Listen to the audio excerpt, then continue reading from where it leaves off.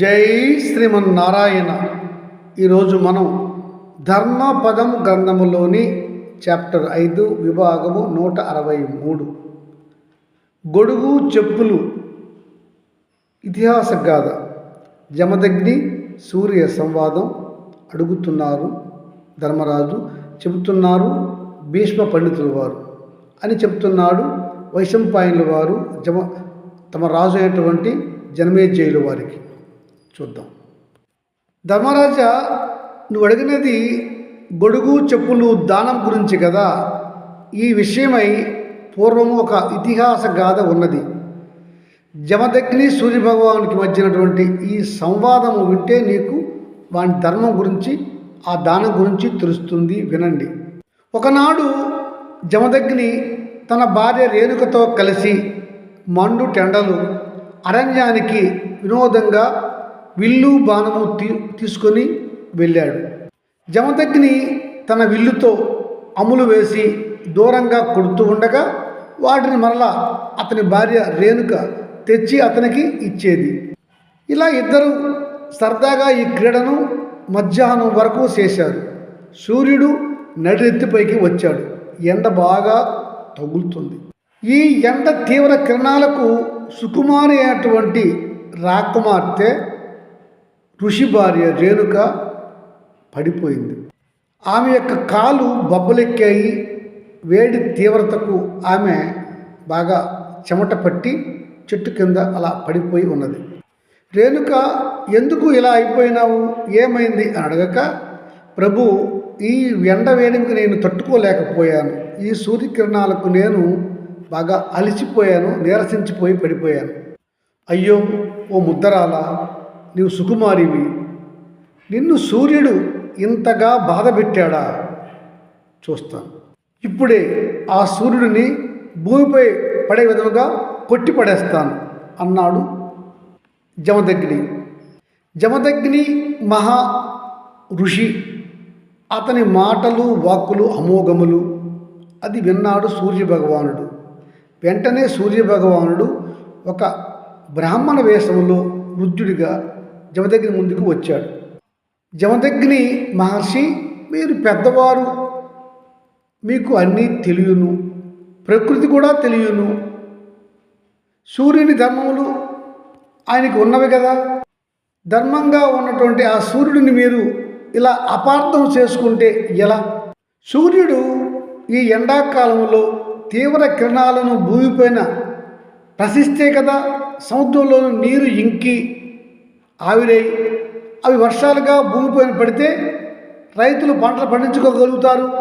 రైతులు ఇలా పంటలు పండిస్తేనే కదా ఋషులు యజ్ఞ యాగాదులు చేసుకునే హవ్య కవ్యములు దొరుకుతాయి. ఋషులు యజ్ఞాలు చేస్తే కదా దేవతలు వారిని ఆనందింపజేస్తారు. ఓయి, ఎవరు నీవు? నాకు నీతి మాటలు చెప్తున్నావు. ఆ నీతి మాటలు కట్టిపెట్టు. నేనైతే నా భార్యను ఇంత క్షోభ చేసిన ఆ సూర్యుడిని శిక్షించే తీరుతాను అని ధనస్సు అమ్ము తీయబోయాడు. అప్పుడు సూర్యభగవానుడు ప్రత్యక్షమై, ఋషివర్య, క్షమించండి, నేనే సూర్యభగవానుడిని, నేనే నీ ముందుకు వచ్చి ప్రత్యక్షమయ్యాను. ఇదిగోండి, మీకు నా ఈ తీవ్ర సూర్యకిరణాల నుంచి రక్షణ కోసము ఈ గొడుగు, ఈ పాదరక్షలు తీసుకోండి.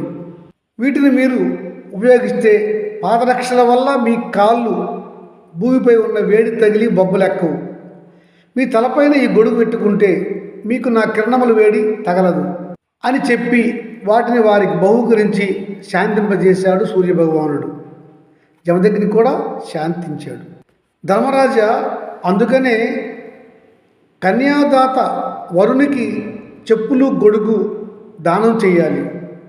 ఇంకా పితృకార్యాలలో కూడా పితృకార్యాలు చేసే కర్త ఉత్తములకు, ఉత్తమ బ్రాహ్మణులకు, విప్రులకు గొడుగు చెప్పులు దానం చేయాలి. ఈ విషయాన్ని జమదగ్ని కూడా అడగగా సూర్యభగవానుడు చెప్పాడు. జమదగ్ని మహర్షి, ఎవరైతే ఈ చెప్పులు గొడుగు పితృకార్యాలలోన, వివాహాలలోన దానం చేస్తారో వారికి గొప్ప పుణ్యం లభిస్తుంది అని సూర్యుడు చెప్పాడు. అని కూడా చెప్పాడు ధర్మరాజు. అడుగగా భీష్మాచార్యులు వారు, తాత, శూద్రుడు ఎలా ప్రవర్తిస్తే ఈ లోకంలోనూ పైలోకంలోనూ సుఖం పొందుతాడు అని అడిగాడు ధర్మరాజు. ధర్మరాజా, ఈ విషయంలో వశిష్ఠ మహర్షి యొక్క పుత్రుడు పరాశరుల వారు గొప్ప నీతి సూత్రాలు చెప్పారు. శూద్రుడు తాను బ్రాహ్మణ క్షత్రియ వైశ్యులకు మంచి మంచి సేవలు చేస్తే అతనికి పుణ్యం వస్తుంది. అయితే అతడు వేదం నేర్వకూడదు. మిత్రులారా, ఇది ఆనాటి కాల ధర్మం, ఈనాటి కాల ధర్మం కాదు అని గుర్తించాలి. ఇంకా పరాశర మహర్షి చెప్పిన ధర్మాలు విను ధర్మరాజా.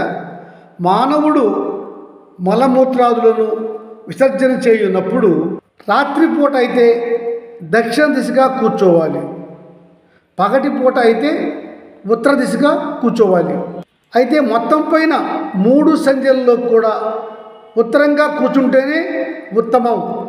నరుడు మలమూత్రములను విసర్జించిన తరువాత శుద్ధి చేసుకోకుండా ఇతరులతో మాట్లాడరాదు. ముడ్డిని మంచి మట్టితో 3 సార్లు శుభ్రంగా కడుక్కోవాలి. పాదాలను శుభ్రంగా కడుక్కోవాలి. నరుడు మలమూత్రాదులను బహిరంగ ప్రదేశాలలో విడిచిపెట్టరాదు. పొదల మాటున, చెట్ల మాటున మనుషులు అటువైపు వెళ్ళకుండా, అంటే నిర్జన ప్రదేశాలలో మలమూత్రాలు విడిచిపెట్టుట మంచిది. బుడగలు లేని నీటిలో తూర్పు లేదా ఉత్తరముఖంగా ఉండి ఆచమనం చేయాలి. ఉత్తర లేదా తూర్పు దిశగా నీటిలో కూర్చొని నీటిని చేతిలోనికి తీసుకొని గుండె దగ్గరగా పెట్టుకొని 3 సార్లు స్వీకరించాలి. 2 సార్లు నీటిని తుడుచుకోవాలి. కాళ్ళపైన నీరు చల్లుకోవాలి. ఆ తరువాత తలపై కూడా నీళ్లు చల్లుకోవాలి. నీటిని చేతితో తాగాలి. కళ్ళు, ముక్కు, బొడ్డు, కన్ను, శిరస్సు కూడా చేతితో తాకాలి. చేతులు 2 సార్లు కాళ్ళ మధ్య ఉంచి తూర్పు లేదా ఉత్తర దిశగా కూర్చోవాలి. దీనినే ఆచమనం అంటారు.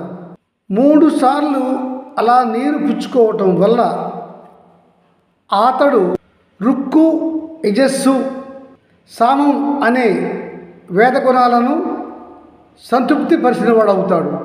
మొదటిసారి నోరు తుడుచుకోవటం వల్ల అధర్వణ వేదాన్ని, రెండవసారి తుడవటం వల్ల ధర్మశాస్త్రాన్ని, ఇతిహాసమును, పురాణాన్ని సంతృప్తి చేసినవాడు అవుతాడు. కాళ్ళపై నీరు చల్లుకోవటం వల్ల విష్ణువును, కళ్ళుకు నీరు అద్దుకోవటం వల్ల సూర్యుడిని ఆనందింపచేసిన వాడు అవుతాడు. వస్త్రధారణము, జంధ్య ధారణంలో ఈ కార్యక్రమం చేయాలి. ఇంకా భోజన సమయంలో కూడా ఈ ఆచరణ చేయటం ఉత్తమం. మనం తినే పదార్థాలు మన పండ్ల మధ్య ఇరుక్కుంటే వాటిని తీసేటప్పుడు కూడా ఈ ఆచమనాన్ని చేయాలి. ధర్మరాజా, యతి అన్నవాడు అన్ని ఆశ్రమాలలో గొప్పవాడు. యతికి శూద్రుడు సేవ చేస్తే అతడికి ఉత్తమ లోకాలు లభిస్తాయి. అయితే మిత్రులారా, ఈ ధర్మాలు నేటి యుగములో లేవు. ఆచమనం చేయటం ఉన్నది, కానీ శూద్రులు యతికి సేవ చేయాలి, ఇతరులు యతికి సేవ చేయటం లేదు అనేది మాత్రం లేదు. యతికి సేవ చేస్తే అందరూ చేయాలి, ఒక్క శూద్రుడే ఏముంది? ఇప్పుడు రాజ్య శాసనాలు అలా లేవు కదా. ఇక ధర్మరాజా, అన్ని జాతుల వారు పాటించవలసినటువంటి ధర్మ విషయాలు, గుణాలు చెప్తున్నాను, వినండి. ఈ ధర్మాలు పరాశరులు వారు చెప్పారు. జాగరూకుడివై వినుము. నరుడు తన కన్న తల్లి, తండ్రిని గౌరవించాలి, పోషించాలి. స్త్రీమూర్తి అయితే తన భర్తను అనుగమించి పాతివ్రత్యంతో ఉండి భర్తను గౌరవించాలి. నరుడు ఇతర సొమ్ములకు, ఇతరుల ఆస్తికి ఆశపడరాదు. ఎవడైతే తన వారిని, ఇతరులను సమానంగా చూస్తాడో అతడు ఉత్తముడు. ఏ వస్తువైనా సరే ఇతరులను యాచించుట అనేది నీచ కర్మ. నమ్మక ద్రోహం చేయుట, తల్లి తండ్రులను, మిత్రులను, భార్యను, భర్తను మోసగించుట, అగౌరవపరచుట అనేవి నిష్కృతి లేని పాపాలు. తాగే నీటిలో, పారే నీటిలో అశుద్ధాలు కలుపుట, విషాలు కలుపుట, నడిచే దారిలో ముళ్ళు మేకులు వేయుట, ఇండ్లకు కానీ గ్రామాలకు కానీ నిప్పు పెట్టుట, స్త్రీలను జుత్తుబట్టి ఈడ్చి తన్నుట, కొట్టుట, హింసించుట, బాలలను, బాలికలను, వృద్ధులను హింసించుట, వారిని చంపుట, మోసం చేసి స్త్రీల శీలాన్ని దోచుకునుట అనేవి కూడా హరణము లేని పాపములు. ఇంకా రాజు విషయంకి వస్తే, దేశ రహస్యాలను బయటికి అమ్మిన వాడికి గట్టి శిక్ష విధించాలి. ఆ శిక్ష ఎలా ఉండాలంటే బహిరంగంగా అమలు చేయాలి, అందరూ తెలుసుకోవాలి. సత్యవ్రతము అతి గొప్పది, అహింస అతి గొప్పది. అయితే తాను సత్యం చెప్పటం వల్ల ఒకనికి ప్రాణహాని వస్తుంది అన్నప్పుడు ఆ సత్యం చెప్పకపోవటయే ధర్మం. నూతన వస్తువులు ఆశతో పొందరాదు, బోధదయ లేకుండా ఉండరాదు. వీలున్నప్పుడు నరుడు ఇతరులకు సహాయం చేయాలి, అంతేగాని ఇతరులకు ఎన్నడూ హాని చేయరాదు. తెలియక చెడు పని చేస్తే దానికి ప్రాయశ్చిత్తం చేసుకోవాలి. మానవుడు ముఖ్యంగా ఎముకలు లేని జంతువులను చంపరాదు, ఆ పైన జీవహింస చేయరాదు. ఇతర మానవులను శారీరకంగా కానీ మానసికంగా కానీ, అంటే మన ఎదుటివాడిని మాటలతో కానీ చేతలతో కానీ హింస చేయరాదు. ఇక ప్రాయశ్చిత్తం అంటే మనిషిని కానీ, ఏనుగును కానీ, గుర్రమును కానీ, ఆవును కానీ చంపినవాడు అతడు జీవితాంతము భిక్షెత్తుకొని జీవించాలి. గురు భార్యను అనుభవించిన శిష్యుడికి ప్రాయశ్చిత్తము లేదు, అది తీరని పాపము. అట్టి పాపము ఎన్ని పుణ్యకార్యాలు చేసినా పోదు. ఒకడు అసత్యం ఆడితే దానివల్ల ఎవరికీ హాని లేకపోతే అది పాపము కాదు, కానీ అది మంచి పని కాదు. ఒకడు అసత్యం చెప్పుట వల్ల ఇతరులకు గొప్ప హాని జరిగితే అది చాలా పాపముగా అతడికి పరిగణిస్తుంది.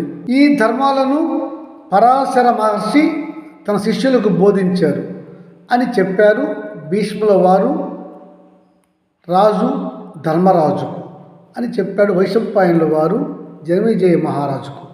జై శ్రీమన్నారాయణ.